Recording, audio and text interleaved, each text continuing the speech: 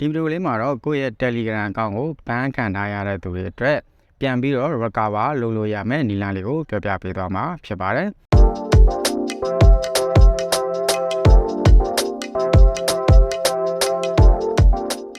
ဥပမာအနေနဲ့ကျွန်တော်တို့အခုဒီမှာမြင်တွေ့ရတဲ့အတိုင်းကိုယ့်ရဲ့ Telegram အကောင့်ကို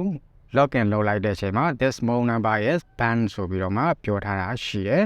အဲ့တော့ဒီမှာဆိုရင်ကျွန်တော်တို့ help ကနေသွားပြီးတော့သူတို့ရှိ Gmail ပို့ပြီးတော့ recover လုပ်လို့ရတဲ့နည်းလည်းရှိတယ်ဒါပေမဲ့ဒီကတော့ကျွန်တော်တို့ email ပို့စရာမလိုဘဲနဲ့သူရဲ့ဒီ Telegram ရဲ့ဒီ support ထဲကိုသွားပြီးတော့ကျွန်တော်တို့ direct စာပို့ပြီးတော့ကျွန်တော်တို့ recover လုပ်လို့ရတဲ့နည်းကိုပြောပြပေးသွားမှာဖြစ်ပါတယ် okay အဲ့တော့ကျွန်တော်တို့ဒီ browser ထဲကိုသွားလိုက်မယ်အဲ့တော့ကိုယ့်ရဲ့ဖုန်းကိုယ့်ရဲ့ကွန်ပျူတာရဲ့ browser တစ်ခုထဲကိုသွား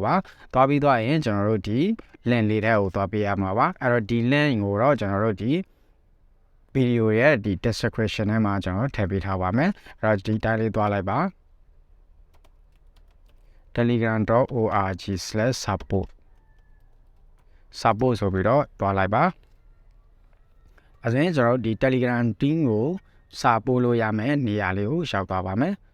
Okay ဒီမှာဆိုရင်ဒါကျွန်တော်တို့ please describe your program ပေါ့နော်အဲ့တော့ကိုဖြစ်တဲ့အကြောင်းအရာကိုရေးပြီးတော့သူတို့ပို့ပေးရမယ်ပြီးရင်ကိုရဲ့ email လိပ်စာဒီမှာထည့်ပေးရမယ်ပြီးရင်ကိုရဲ့ phone number ဘန်းခံထားရတဲ့ phone number ဒီ၃ချက်ကိုထည့်ပြီးတော့ကျွန်တော်တို့ submit လုပ်လိုက်မယ်ဆိုရင်ဒါ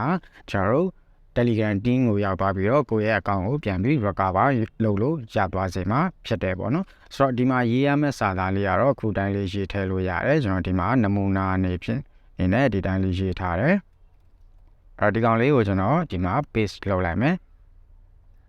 အဲ့ကိုစိတ်ကူးရှိသလိုရေးလို့ရတယ်ပေါ့နော်ဒီတိုင်းရေးမယ်ဆိုရင်လည်းရေးလို့ရပါတယ်အဲ့တော့ဒီစာသားလေးတွေရေးဖို့အဆင်မပြေဘူးဆိုရင်လည်းကျွန်တော်ဒီ video ရဲ့ description ထဲမှာတရားလေးရဲ့ဒီသွားရမယ့် link လေးရဲ့ကိုထည့်ပေးထားပါမယ်အဲ့ဒီတိုင်းသွားလိုက်ပါအဲ့တော့အရန်လွယ်ပါတယ်အဲ့တော့ဒီနေရာမှာသတိထားမှာကဒီ dear sir my number ဆိုတဲ့ဒီနေရာလေးမှာတော့ကိုယ့်ရဲ့ဖုန်းနံပါတ်ကိုအစားထိုးပေးရမှာပါအဲ့တော့ဒီရှေ့က +959 ကိုထည့်ပေးရမှာပါခြံထားခဲ့လို့မရဘူးပေါ့နော်အဲ့တော့ဒီနောက်ကမှကျွန်တော်တို့0မထည့်ဘဲနဲ့ကိုယ့်ရဲ့ဖုန်းနံပါတ်ကို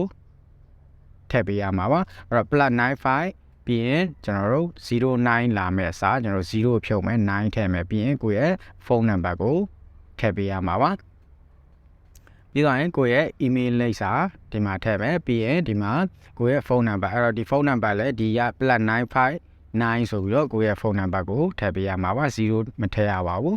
Okay အဲ့ဒီချက်3ချက်ပြီးသွားပြီဆိုရင်ကျွန်တော်တို့ဒီမှာ submit ကိုနှိပ်လိုက်ပါဒါဆိုရင် Telegram team ကိုရောက်ပါမယ်သူတို့ပြန်ပြီးတော့ check လုပ်မယ်ပြီးရင်ကျွန်တော်တို့24နာရီစောင့်ပြီးတဲ့အချိန်မှာကိုယ့်ရဲ့ email ထဲဝင်လာမယ်အဲ့ခါမှာကျွန်တော်တို့ကိုယ့်ရဲ့ account ကိုပြန်ပြီးတော့ဝင်ပြီးတော့သုံးလို့ရသွားစေမှာ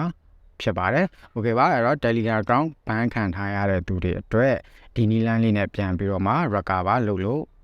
ရပါတယ်စံကြည့်ပါအဆင်ပြေမယ်လို့ထင်ပါတယ်ကြည့်ရှုပေးတဲ့အတွက်လည်းအားလုံးကိုကျေးဇူးတင်ပါတယ်